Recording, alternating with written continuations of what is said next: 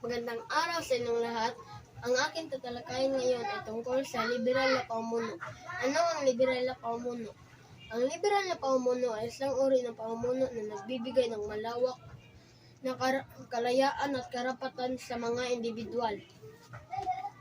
Noong ika-19 ng Setyembre 1868, sumiklab ang isang himagsikan sa Spain. Nag-ugat ang himagsikang ito sa pagpapalit ng pamamahala ng Spain mula sa kamay ng mga konserbatibo tungo sa mga liberal. Panahon, wala pang liberal na ideya. Mga tao noon takot sa pagbabago. Gusto ng leader noon na mapanatili ang nakasanayang tradisyon.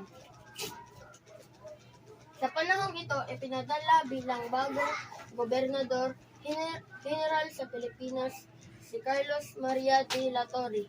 Madaling nakuha ni de la Torre ang paniniwala ng mga Pilipino.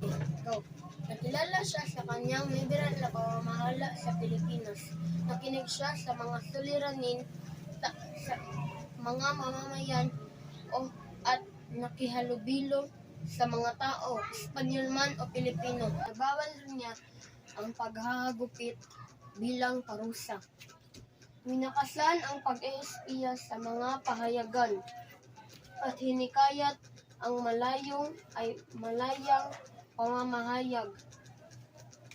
Naniwala siya na pantay-pantay ang lahat ng tao. Sa ilalim ng kanyang panunungkulan ay naranasan ng mga Pilipino ang kalayaan sa pagpapahayag ng kanilang sarili. Subalit hindi nagtagal ang liberal na pamamahala ni De la Torre. Natapos ito nung pinalitan siya bilang gobernador, General ni Rafael de Izquierdo.